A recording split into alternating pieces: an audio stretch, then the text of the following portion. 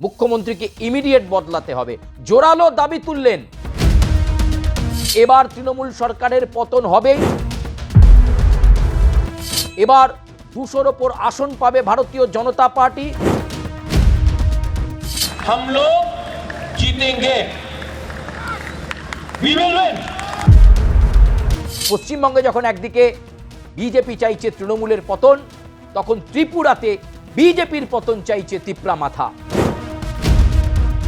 ত্রিপুরা থেকে বিদায় দিন ভারতীয় জনতা পার্টি। মুখ্যমন্ত্রীর বদল চাই। মুখ্যমন্ত্রীর বদল হলে রাজ্যে পরিবর্তনের ধারা, উন্নয়নের ধারা একেবারে গতিশীলতার মতো এগিয়ে চলবে। মুখ্যমন্ত্রীকে ইমিডিয়েট বদলাতে হবে, জোরালো দাবি তুললেন। কে তুললেন এই দাবি? কেনই বা মুখ্যমন্ত্রীর বদলের দাবি তুললেন? কি হতে চলেছে? একদিকে যখন পশ্চিমবঙ্গে 2026-এর বিধানসভা ভোট নিয়ে হই হই চই চই, এবং সেখানেও ভারতীয় জনতা পার্টি ডাক দিচ্ছে পরিবর্তন চাই, তৃণমূল সরকারকে উৎপাটিত করে ভারতীয় জনতা পার্টি পরিবর্তন সংকল্প সভা করছে পশ্চিমবঙ্গের কোনায় কোনায়, এবং ডাক দিচ্ছেন অমিত শাহ, ডাক দিচ্ছেন জেপি নাড্ডা, ডাক দিচ্ছেন নরেন্দ্র মোদী যে বাংলায় এবার পরিবর্তন হবেই, বাংলায় এবার পরিবর্তন হবে এবং বিজেপি সরকার গড়বে, মুখ্যমন্ত্রীর পরিবর্তন হবে। ঠিক তখন তার উল্টো চিত্র পশ্চিমবঙ্গের পাশের রাজ্য ত্রিপুরাতে। 2026-এ রয়েছে এডিসি এবং ভিসি ভোট, অর্থাৎ ভিলেজ কাউন্সিলের ভোট। এই এডিসি এবং ভিলেজ কাউন্সিলের ভোটকে কেন্দ্র করে ত্রিপুরাতেও এই মুহূর্তে একটা হই হই চই চই পরিস্থিতি। একদিকে যখন পশ্চিমবঙ্গে বারে বারে প্রধানমন্ত্রী নরেন্দ্র মোদী, জেপি নাড্ডা, অমিত শাহ আসছেন, পশ্চিমবঙ্গের মাটিতে দাঁড়িয়ে জনসভা করছেন, তারা বলছেন যে এবার তৃণমূল সরকারের পতন হবেই, এবার 200-র ওপর আসন পাবে ভারতীয় জনতা পার্টি, এবং বিজেপির পক্ষ থেকেই মুখ্যমন্ত্রী হবে পশ্চিমবঙ্গে, মমতা বন্দ্যোপাধ্যায়ের দিন শেষ।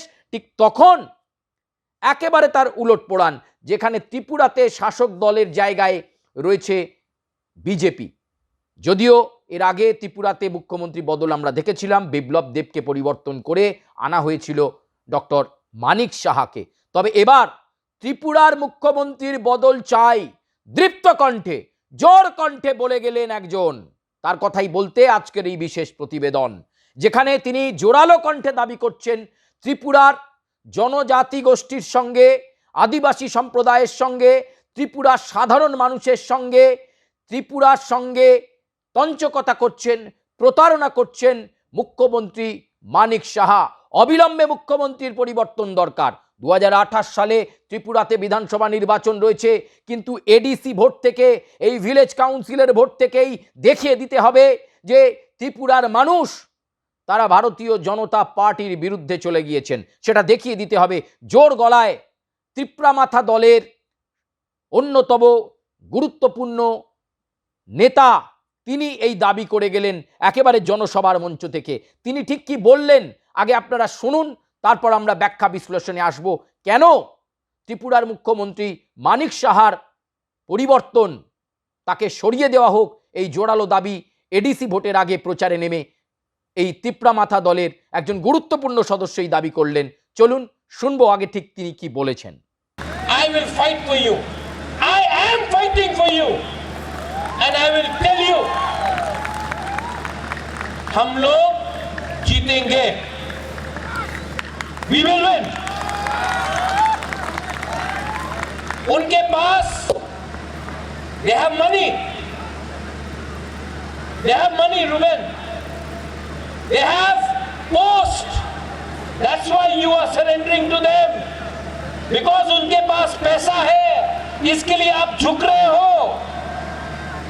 मैं पैसे के सामने नहीं झुकता हूं। मैं अगर किसी के सामने झुकता हूं तो I bow before Patian। I don't bow before anybody but Patian। You go to church, you bow before Jesus। Somebody goes to temple, bow before Ram or Allah or Buddha, but don't bow behind politicians who, because of your vote today, are rich and powerful। You have to bring the power अपने हाथ में रखना है। We have to be one. We have to be united. अगर हम लोग एक नहीं हुए, अगर हम लोग नारपुम, नागचेप्टा, बुकुम्बारा एक नहीं हुआ, तो आस्ते आस्ते सब चीज हमारा दिया जाएगा। यहां में I want to tell you something. मैं नौगांग और बागबासा के सामने मैंने सुना है कि हमारा जमीन, आलैंड, हमारा भूमि को गवर्नमेंट लेने का कोशिश कर रहा है। My dear Ranglong people, my dear Darlong people, my dear Bru people, my dear Halam people, अगर आप लोग को अपना बच्चा का चिंता है तो अपना जमीन को किसी को देने मत दो, छीनने मत दो। ये हमारा खाना को बदलना चाहते हैं। आप कौन सा भगवान को, चर्च को पूजा करते हैं, जीसस को पूजा करते हैं, उसको रोकना चाहते हैं। आपका पुआन को, आपका रिग्नाई को बदलना चाहते हैं। सब चीज हमारा छीनना चाहते हैं। लेकिन we the indigenous people of Tripura, we the indigenous people of Tripura, we have to unite.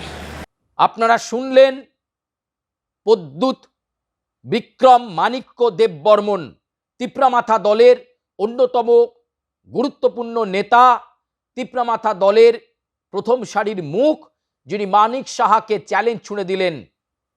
এই প্রদ্যুৎ বিক্রম মাণিক্য দেববর্মন তিনি জোর গলায় বললেন, ত্রিপুরা রাজ্যে ভারতীয় জনতা পার্টি কোনো উন্নয়ন করেনি, বিশেষ করে সমাজের নিচু তলার মানুষ উপেক্ষিত হয়েছে, আদিবাসী উপেক্ষিত হয়েছে, জনজাতি তাদেরকে বারবার ভুল বুঝিয়েছে ভারতীয় জনতা পার্টি।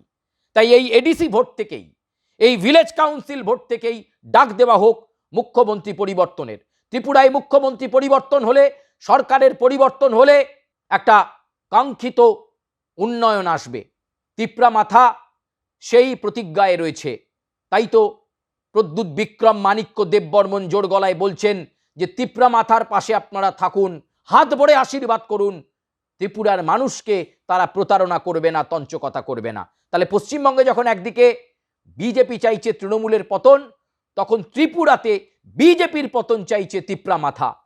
তারা বলছে বিগত কয়েক বছরে নষ্ট হয়ে গেছে ত্রিপুরা, সরকার চালাতে পাচ্ছেন না ডক্টর মানিক সাহা। তিনি কমিটমেন্ট যা করেছিলেন, ক্ষমতায় আসার সময় যে কথা বলেছিলেন, একটা কমিটমেন্টও রাখতে পারছেন না তিনি। তাই ত্রিপুরাতে পরিবর্তন দরকার। ত্রিপুরাতে মুখ্যমন্ত্রী মানিক সাহা আর যাতে না থাকে, সেই ব্যবস্থা, সেই প্রচার এখন থেকেই গড়ে তুলতে হবে তিপ্রামাথা গোষ্ঠীর পক্ষ থেকে, বা এই প্রতিষ্ঠানটা বা এই দলটার পক্ষ থেকে এখন থেকেই জোর গলায় সেই সওয়াল তুলে দেওয়া হলো। তাই এডিসির ভোটে ত্রিপুরাতে জায়গায় জায়গায় তিপ্রামাথা দলের যারা প্রত্যাশী, যারা দাবিদার, তাদেরকে হাত ভরে আশীর্বাদ করুন, এই বার্তাই কিন্তু দিয়ে গেলেন তিনি।